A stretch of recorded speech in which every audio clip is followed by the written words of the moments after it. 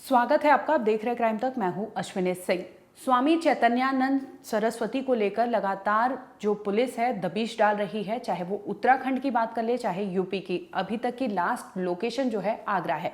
लेकिन इस वीडियो में बात करेंगे कि आखिर स्वामी चैतन्यानंद की गंदी करतूत जो है वो कब से थी और एक 21 साल की लड़की ने अपनी आपबीती इंडियन एक्सप्रेस को सुनाई है, जिसमें उसने बताया है कि पिछले साल उसके साथ क्या हुआ था। इसके साथ ही बात करेंगे कि जो ग्रुप कैप्टन होती हैं उन्होंने इंडियन एयरफोर्स की, वो वहां पर ग्रुप कैप्टन हैं, उन्होंने एक ईमेल दिया और उस ईमेल में जो चीजें लिखी गई है और जो कहानी बताई गई है उस पर इस वीडियो में बात करेंगे। सबसे पहले आपसे बात करते हैं कि 21 साल की लड़की ने बताया कि जिस वक्त स्वामी चैतन्यानंद जो है चांसलर था, उसका ऑफिस ग्राउंड फ्लोर पर था। इसी दरमियान इंस्टीट्यूट में उसे बुलाया जाता है, पूछा जाता है अटेंडेंस और फिर एजुकेशन यानी उनके जो कोर्सेज होते हैं उसके रिगार्डिंग कुछ सवाल थे, जिसकी वजह से उसे चांसलर के रूम में जाना पड़ता है। जब वो उस ऑफिस में पहुंचती है तो कुछ और भी लड़कियां रहती है, लेकिन इसी बीच चांसलर जो है उससे कई ऐसी चीजें बोलता है जो उसे लगता है कि ऑब्जेक्शनेबल है। इसके साथ ही उसे कहता है कि वैलिड रीजन मुझे चाहिए कि तुम क्यों नहीं आई थी और चीजें क्या थी। लड़की जाती है और अपना मेडिकल सर्टिफिकेट व्हाट्सअप करती है जो चैतन्यानंद सरस्वती है उन पे। अब ये क्योंकि लड़की का उसके पास कांटेक्ट नंबर पहुंच गया था, व्हाट्सअप नंबर था। अब इसके बाद वहां पर शुरू होती है वो कहानी जिसकी वजह से वो लड़की आज भी दहशत में है। और ये उन 32 लड़कियों में से एक है जिसने जब वर्चुअल मीटिंग हुई थी, जिस तरह से ईमेल से कंप्लेंट जारी वहां पहुंचा था, इस पर वर्चुअल मीटिंग होती है और ये वन ऑफ द गर्ल वहां पर होती है, स्टूडेंट होती है। उससे पूछा जाता है कि क्या तुमने भी ऐसा कुछ वहां पर फील किया है या फिर कुछ गलत काम तुम्हारे साथ हुआ है। तो इसने ये तमाम ऐसी चीजें अपनी बताई कि उसके साथ पिछले साल ही क्या कुछ हुआ था। इतना ही नहीं, उत्तराखंड के ऋषिकेश में जब ये इंडस्ट्रियल विजिट पर गए थे, इस दरमियान चांसलर अपनी गाड़ी में क्या हरकत किया था, ये तमाम चीजें उसने हाल ही में बताई है, जिससे हम इस वीडियो में आपको बताते हैं। हूबहू वो वर्ड्स मैं आपको सुनवाती हूँ कि उस लड़की ने क्या बताया है। उसका कहना था कि जब मेरी पहली मुलाकात हुई थी तो वो बहुत ही वियर्डली और जिस तरह से उसने बिहेव किया था वो बेहद गंदा था। इसके साथ ही जब वो इस तरह का व्यवहार करता है तो वो लड़की को इंजरी हो जाता है, वो वहाँ से चली जाती है। जबकि उसे कहा जाता है एक सीनियर ऑफिसर के द्वारा वहाँ पे कि तुम अपना मेडिकल रिकॉर्ड सबमिट करो, और वो भी किसी और को नहीं बल्कि बाबा को। लड़की ये सब चीज़ें करती है और जब वो व्हाट्सएप पे मेडिकल रिपोर्ट सबमिट करती है तो दूसरी ओर से वहाँ से चैट शुरू हो जाता है। इस चैट में बताते हैं कि बाबा ने क्या कुछ कहा था। Baby I love you, I adore you. इतने पे ही बाबा रुकता नहीं है, आगे उसने लिखा था you are looking beautiful today, complimenting the kind of hair I have. यानी उस लड़की का जो हेयर्स था, जो बाल थे, ये तमाम ऐसी चीज़ें जो एक ऑब्जेक्शनेबल चीज़ें थी, वो तमाम ऐसी बातें बाबा कह रहा था उस लड़की से व्हाट्सएप के जरिए। लड़की फिर भी रिप्लाई नहीं करती थी तो वो मैसेज उसको टैग करके क्वेश्चन मार्क भेजा जाता था कि मैंने तुम्हें आई लव यू कहा, मैंने तुम्हें तुम्हारी तारीफ की है, इसके बदले में तुमने कुछ रिप्लाई नहीं दिया। इसे लेकर उसे टैग किया जाता था। इससे आहत होकर जब लड़की ने शिकायत कराई थी वहाँ के सीनियर्स जो थी उनसे, तो उनका कहना था कि जैसे जैसे वो कहते हैं वैसे वैसे करो, अदरवाइज तुम्हें बहुत सी चीज़ें फेस करनी पड़ेगी। हालांकि लड़की अपने स्तर पर काफ़ी लड़ाई की, लेकिन वो इसका खामियाजा उसे आगे भुगतने मिला। आपको बता दें कि उसके जो मार्क्स थे, अटेंडेंस था, तमाम ऐसी चीज़ें जो थी जो बाबा के अंडर में थी, उससे उस लड़की को जलील किया जाता था। अटेंडेंस के लिए उसे कम कर दिया गया था कि तुम्हारा अटेंडेंस पूरा नहीं है, तुम्हारा ये पेपर में तुम पास नहीं हुई हो। तमाम ऐसी चीज़ें जिस वे से उस लड़की को दबाया जा सकता था, वो तमाम चीज़ें बाबा करवाता था। और उसकी 3 जो वहाँ पे विमेन थी, यानी संचालक जो थी वहाँ की, वो उसकी मदद करती थी। बाकायदा FIR में उनका नाम है।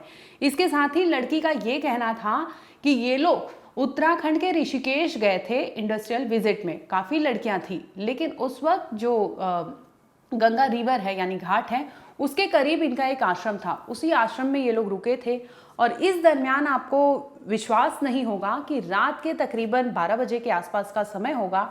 इस वक्त लड़कियों को मैसेज जाता था बाबा की ओर से, और अगर बाबा नहीं करते थे, किसी और के वे से मैसेज या फिर संदेश पहुंचाया जाता था कि ये लड़की उनके कमरे में जाए। अगर वो लड़की ऐसा नहीं करती थी तो इसका खामियाजा उन्हें आकर इंस्टीट्यूट में भुगतना पड़ता था। ये बाकायदा उन तमाम जो 32 लड़कियां हैं उनकी चीज़ें सामने आई हैं, जिसमें ये बताया जा रहा है कि बाबा किस तरह से उन्हें जलील करता था, किस तरह से उन्हें मजबूर करता था, क्योंकि अमूमन उसमें ज़्यादातर जो लड़कियां थी वो EWS यानी इकोनॉमिक वीकर सेक्शन के तहत आती थी, यानी फाइनेंशियल बैकग्राउंड उनका बहुत अच्छा नहीं था, जिसकी वजह से लगता था कि अगर डिग्री या कॉलेज से वो पास आउट नहीं होती तो आगे आने वाले समय में उनका करियर जो है डूब सकता था। इसकी वजह से वो परिवार और कॉलेज के बीच में अपना दबाव महसूस करती थी और आखिरकार वो घुटने टेक देती थी। लेकिन एक स्टूडेंट के मेल से, जो फॉर्मर स्टूडेंट है, उसने मेल किया, जिसके बाद ये पूरा खुलासा होता है और सामने आता है कि बाबा जो है अपने खुद के व्हीकल से इन लड़कियों को ले जाता था और इस दरमियान भी लड़कियों के साथ वो अभद्र टिप्पणी करता था, यानी ऑब्जेक्टिफाइड वे में लड़कियों को कार में वो गंदी गंदी लैंग्वेज में बात करता था। और तमाम जो आपने देखा होगा कि मैसेज और फिजिकल टच वो करता था, गलत वे से टच करता था, ये तमाम ऐसी चीज़ें हैं जो FIR में कही गई है कि ये बाबा जो है पिछले कई सालों से ऐसी चीज़ें करता था। और ऐसा नहीं है कि इसकी शिकायत वहाँ पर नहीं की गई थी, लेकिन शिकायत जिससे की जाती थी वो मामले को दबाने की भरसक कोशिश करता था और आखिरकार इसी सबसे थक हार कर ये मामला ईमेल के ज़रिए खुलता है, जिसके बाद 4 अगस्त को FIR दर्ज की जाती है और जिसमें सामने आता है कि ये बाबा कोई ऐसा व्यक्ति है जिस पर पहले भी, यानी हैबिचुअल ऑफेंडर है, इस पे पहले भी मोलेस्टेशन के केस रजिस्टर्ड है, फॉर्जरी के केस रजिस्टर्ड है। इसके बाद ये यहाँ पर था और बकायदा ऐसे पोस्ट पर था जहाँ पर उसका रुतबा था, उसकी चीज़ें चलती थी। वोल्वो कार जो उसका इंस्टीट्यूट से मिला है उस पर UN नंबर मिला है, यानी यूनाइटेड स्टेट का वो नंबर यूज़ करता था। कई तकरीबन 9 नंबर उसके नंबर प्लेट मिले हैं और जब पुलिस ने ये ट्रेस किया कि क्या नंबर ये यहाँ का है, इस पे पता चलता है कि सभी के सभी फर्जी है। यानी एक मुकदमा इसके तहत भी दर्ज किया जाता है कि फर्जी नंबर यूज़ करता था और दूसरी ओर जो उसने इंस्टीट्यूट की लड़कियों के साथ तमाम चीज़ें की थी उस पर भी मुकदमा दर्ज कर लिया गया है। आपको बता दें कि लड़कियों का खुलासा लड़कियों ने किया है, जिसमें उन्होंने बताया कि मार्च 2025 में होली का समय था। इसी दरमियान बाबा ने एक नई BMW कार ली थी और इसमें इनके जो क्लासमेट थे, जिस लड़की ने शिकायत दी है उनके कुछ क्लासमेट्स थी, वो बाबा के साथ गई थी और जब वो लौट रहे थे तभी बाबा ने इन सभी के साथ इनएप्रोप्रिएट रिमार्क्स किया था और जिसमें से वो ऑब्जेक्शन लिया गया। लेकिन बाद में जब वो लौटती हैं तो इन्हें कहा जाता है 3 जो वहाँ की बाबा की कह सकते हैं कि आप उनके द्वारा चीज़ें जाती थी बाबा तक, तो वो मीडिएटर जो 3 विमेन थी वो आती है और कहती है कि, और वो टीचर रहती है, कहती है कि तमाम ऐसे चैट्स जो बाबा ने कहे हैं, जो बाबा ने तुमसे चैट किए हैं, वो सभी चीज़ डिलीट करो। और होली के बाद इन्हें उनके ऑफिस में बुलाया जाता है और वो फिर से वही चीज़ें करता है। बुलाने के बाद कहता है कि उस लड़की की बात कर रहे हैं, जब वो अपने केबिन में बुलाता है तो बेबी नाम डिनोट करता है उस लड़की को। इस पर वो ऑब्जेक्शन लेती है, कहती है कि मेरा नाम लीजिए। इस पर बाबा कहता है, अपना मोबाइल निकालता है और उससे वीडियो रिकॉर्ड करने लगता है। वो लड़की वहाँ पर जो कुछ कह रही थी वो भी उसमें रिकॉर्ड होता है, लेकिन बाबा उसमें तमाम ऐसी चीज़ें जो ऑब्जेक्शनेबल थी, तमाम ऐसे वर्ड्स यूज़ करता है और उसका वीडियो बना लेता है, जिसमें वो कहता है कि यू आर लुकिंग ब्यूटीफुल। और ये लड़की ने अपने बयान में कहा है कि ऐसे ऐसे तरह तरह के भद्दे कमेंट वो किया करता था।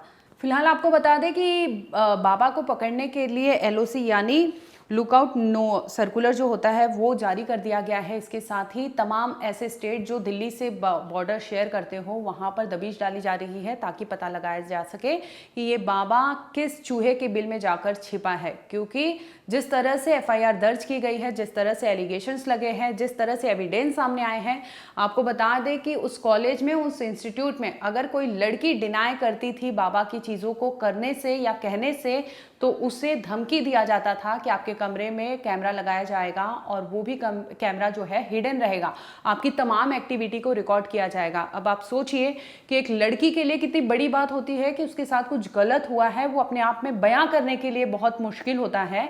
ऐसे में एक बाबा, एक चांसलर के पद पर बैठा हुआ शख्स अगर इस तरह से ब्लैकमेल करे तो लड़कियों के पास ऑप्शन क्या रहा होगा। फिलहाल आपको बता दें कि इस केस में इन्वेस्टिगेशन ऑनगोइंग है। बाबा अभी भी फरार चल रहा है। उन्हें पकड़ने के लिए पुलिस अभी दबिश डाल रही है। आगे आने वाले टाइम में देखना होगा कि क्या सिर्फ ये 32 लड़कियों का केस था या फिर वहां पर कई ऐसी लड़कियां जो मजबूर थी, जो अभी भी सामने नहीं आई हैं, अपना बयान दर्ज नहीं करवाई हैं। क्या ये संख्या बढ़ सकता है?